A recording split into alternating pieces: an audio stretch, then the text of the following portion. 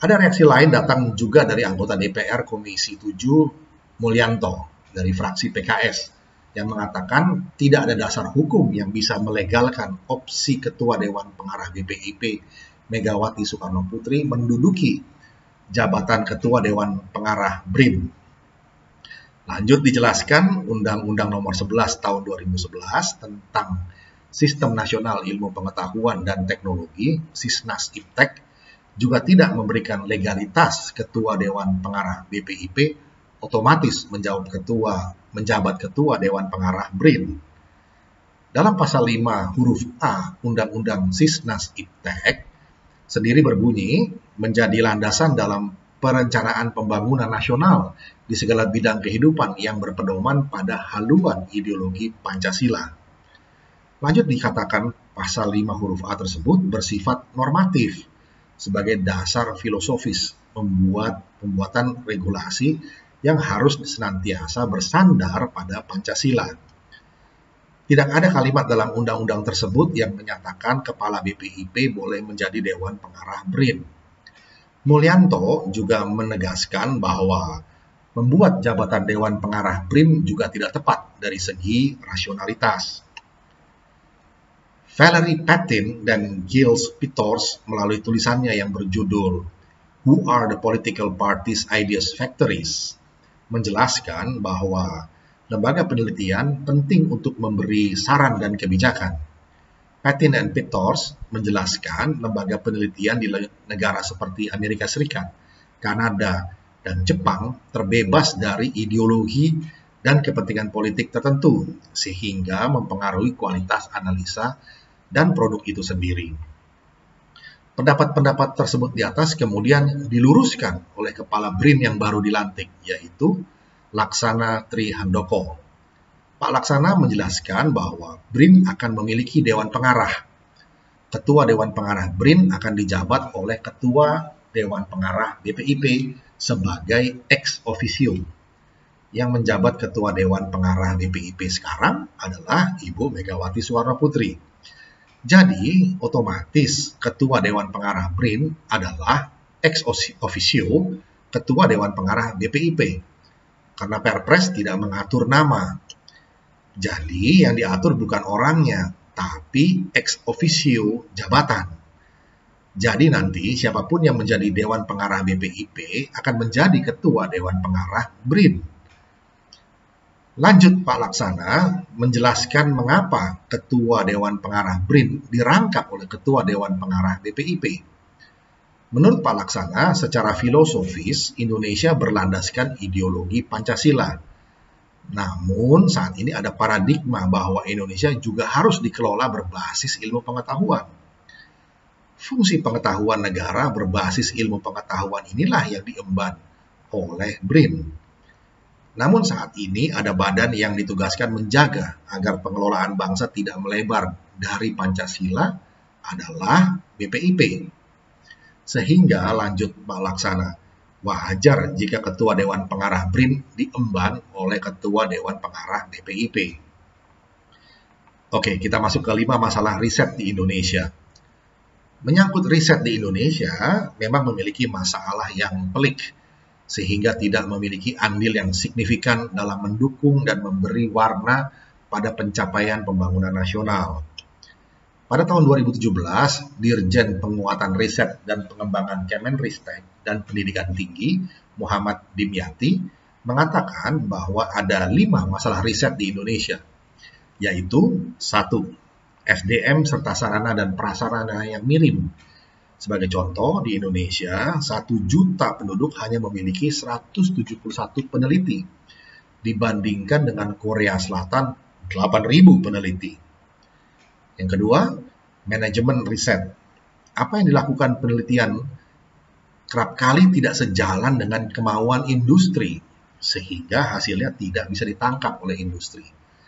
Hasil penelitian belum ada link and match. Ketiga, terkait kelembagaan. Terjadi tumpang tindih pada banyak lembaga penelitian dan tidak terkoordinasi terhadap riset yang dilakukan. Keempat, anggaran riset yang masih berada di angka 0,25% dari PDB atau produk domestik bruto, dibandingkan dengan Korsel di atas 4%, Jepang di atas 3%, Singapura dan Malaysia di atas 2%. Yang kelima, produktivitas penelitian di Indonesia belum maksimal. Nah, dari kelima masalah tersebut, penulis Pak Markus Wauran ingin menyoroti butir dua, yaitu tentang manajemen riset.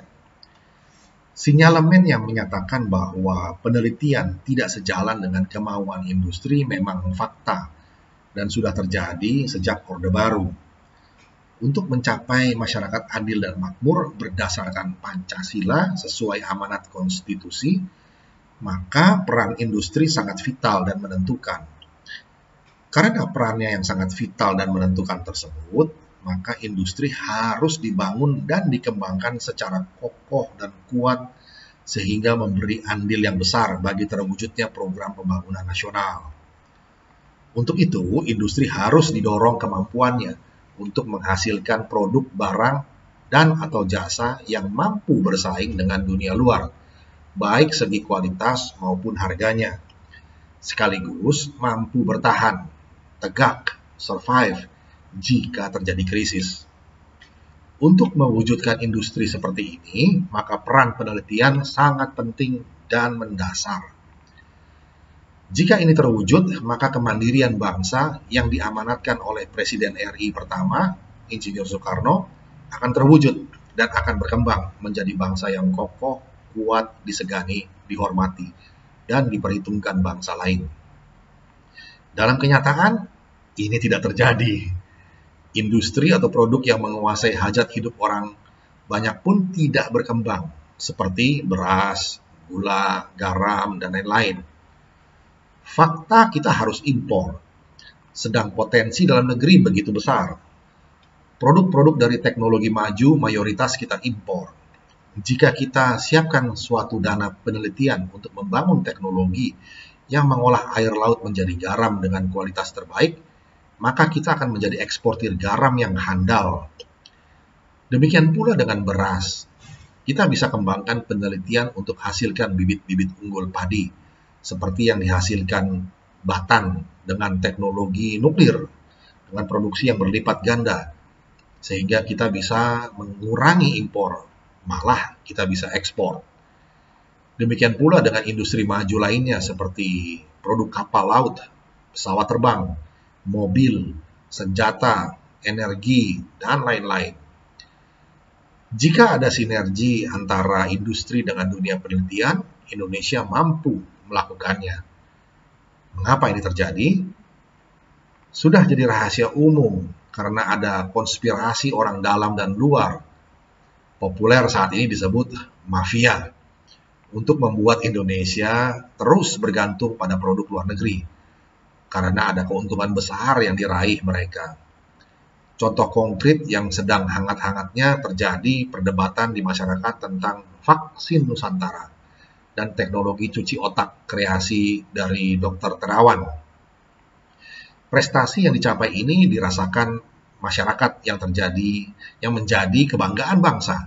Seharusnya didukung pemerintah dengan memberi biaya penelitian untuk pengembangannya sehingga vaksin tersebut bisa diproduksi massal untuk kepentingan rakyat serta diekspor. Demikian pula penderita untuk berobat cuci otak dari luar negeri akan banyak masuk ke Indonesia yang semuanya berdampak pada masuknya devisa. Namun ini dihambat dan dihebohkan karena ada pihak-pihak yang tidak nyaman dan takut kehilangan keuntungan tanpa peduli dengan penderitaan rakyat.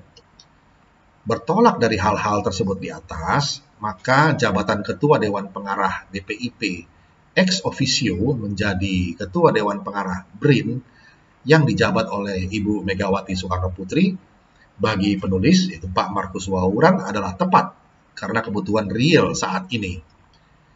Peran Presiden Jokowi untuk mewujudkan pertumbuhan industri yang kuat dan kokoh dalam menunjang pembangunan nasional menuju kemandirian bangsa. Maka sosok Megawati sebagai tokoh bangsa dan tokoh politik yang memiliki pengaruh luas, horizontal dan vertikal, sangat dibutuhkan karena tantangan untuk mengatasi hambatan-hambatan tersebut di atas, itu para mafia, sangat berat di mana melibatkan berbagai pihak, yakni oligarki, oknum penguasa, dan pengusaha, birokrat, politisi, cendekiawan, penegak hukum, dan lain-lain. Peran Ibu Megawati antara lain adalah mengarahkan agar dana-dana penelitian di tahun-tahun yang akan datang meningkat. Pembangunan SDM peneliti meningkat, laboratorium dan peralatan teknologi penelitiannya dibaharui dan diganti yang canggih. Penelitian harus bersinergi dengan dunia industri, baik barang maupun jasa. Koordinasi dari berbagai lembaga berjalan sinergis. Dukungan politik terjamin, yang semuanya terarah untuk terwujudnya kemandirian bangsa yang rakyatnya hidup adil, yang berkemakmuran, dan makmur yang berkeadilan dalam bingkai NKRI berlandaskan Pancasila.